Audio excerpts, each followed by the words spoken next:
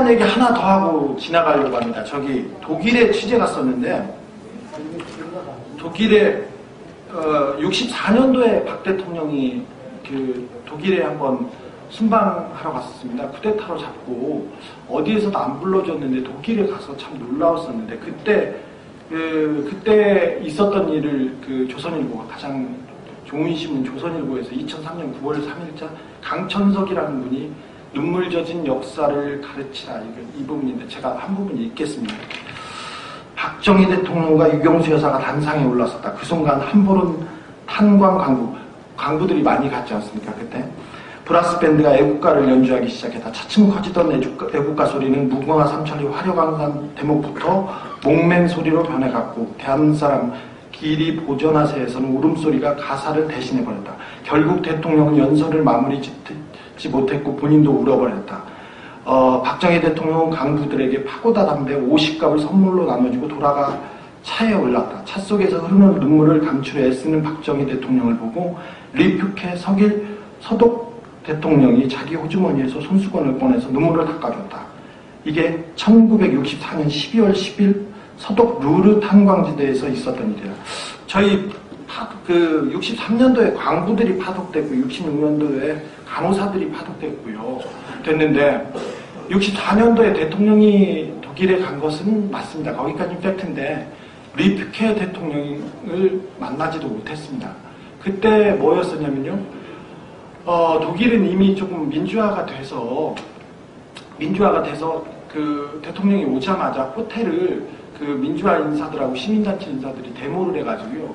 저기 대통령은 다른데 한 발짝도 바깥에 못 나갔다고 합니다. 그리고 대통령은 독재자고 저기 우리나라도 그렇지 않습니까? 아프리카에서 쿠데타로 정권 잡은 사람이 온다고 해서 막 만나주고 그러지 않습니까? 아무리 이명박도 그러지 않지 않습니까? 그래서 만나지도 못했습니다. 탄광에 간 거는 맞는데 나머지는 다 불합니다.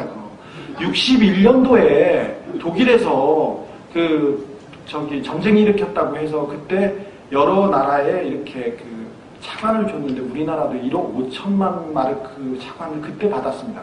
63년도에 광부 갔고요. 66년도에 간호사 갔는데 이거는 별개의 일입니다. 근데 간호사를 보내고 광부들이 가서 피와 땀과 시체를 닦아서 돈을 벌어와서 경부 고속도로를 건설했다. 이렇게 다 듣고 있는데 다 구랍니다. 저희들이 이렇게 생각하고 있는 것 같습니다. 박정희 대통령이 이만큼 자기가 검소하고 자기를 버려서 우리 경제를 살렸다. 이거 어떻게 생각한다 이렇게 하는데 그때 따라간 기자들이 그렇게 허황된 소설을 쓰고 있고요. 그때 거기서 통역했다는 사람이 배경은 아직도 잘 먹고 잘 삽니다. 다 구랍니다. 근데 그런 언론을 통해서 이렇게 비춰지는 모습이 너무 더 이게 뒤틀리고 왜곡됐지 않나 그 생각합니다. 취재를 많이 못해서 여기까지 하겠습니다.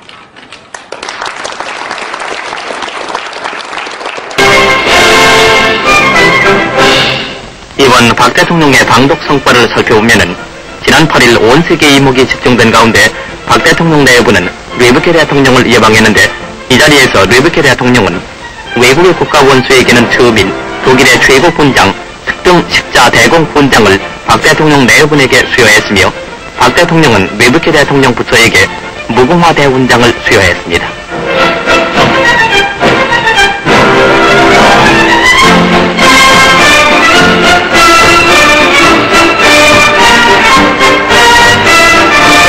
이어 박 대통령은 르브케 대통령과 회담했는데 약 1시간에 걸친 이 역사적인 한독 정상회담에서는 한독 두 나라의 유대 강파와 양국에 관련된 여러가지 국제 정세에 관해서 기탄 없는 의견을 교환했습니다.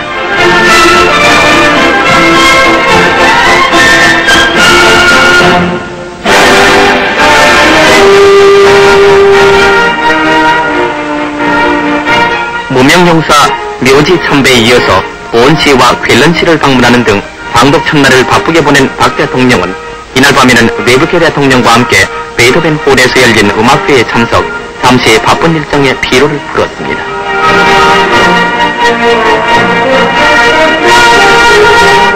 음악회에 이어서 박 대통령은 르브케 대통령이 마련한 리셉션에 참석, 독일 정부 요인과 환담을 나눴습니다.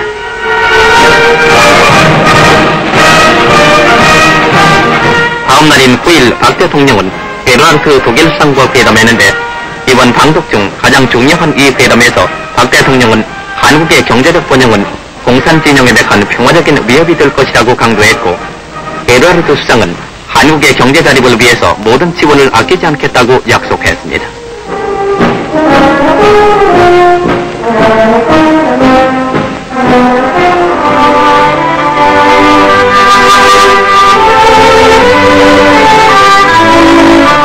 게르하르트 독일 수상과의 회담 등 바쁜 일정을 보내면서 11일에는 함보렌 광산을 방문했습니다.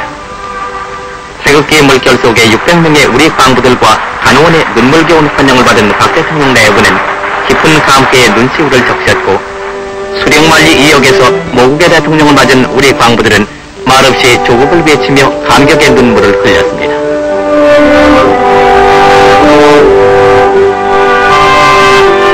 이어 광산밴드가 연주하는 애국가가 장엄하게 울려 퍼지는 가운데 베풀어진 환영식에서 박 대통령은 후손을 위해 남들과 같은 번영의 터전이라도 닦아놓자고 말했습니다.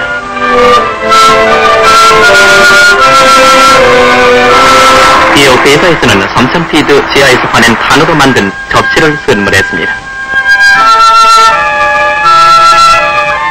박 대통령 내부는 광부들의 숙소를 두루 시찰하며 이들의 생활을 일일이 살폈고 파고다 담배 등 모국의 선물을 전하면서 이들의 향수를 달랬는데 이날 박 대통령을 맞은 광부들은 친부모를 만난 것처럼 기뻐했습니다.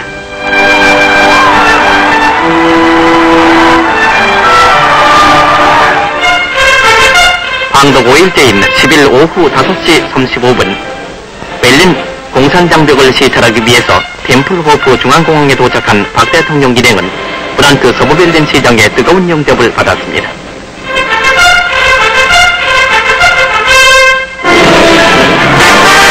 다음날 아침 박 대통령 내부는 베를린시의 공산장벽을 시찰했는데 국가원수로서는 고 케네디 미국 대통령에 이어서 두 번째가 되는 것입니다. 포스탐 광장에서 동서를 갈라놓은 장벽 너머로 암흑의 동부베를린을 지켜보던 박 대통령은 오늘 동부베를린을 거쳐서 나는 북한을 봤다고 말하면서 이 장벽을 보고 자유를 수호하고 한국 국민의 번영을 위해 일하겠다는 약속을 거듭 다짐한다고 말했습니다. 이어 동서장벽을 두루 시찰하던 박 대통령은 동독을 탈출하려다 사살된 베이터군의 자유기념비에 화환을 바치고 조의를 표했습니다. 그런데 이번 박 대통령의 8일간에 걸친 방독에서 가장 큰 성과로 알려진 한독 경제협조는 방독 중에 차관협정이 조인됨으로써 보다 확고해졌습니다. 그 내용을 보면은 차관 총액 1억 5,900만 말크로서 그중 단기 상업차관이 1억 500만 말크이며 재정차관이 5,400만 말크로 되어 있는데 상업차관은 나주비료, 인천중공업, 기계공업, 인쇄용지공장, 광산기계시설 등에 쓰여질 것입니다. 그리고 재정차관은 중소기업 육성자료에 2,000만 말크, 통신시설 확장비에 1,900만 말크, 부산시 상수도 자금에 1,500만 말크를 쓰게 될 것입니다.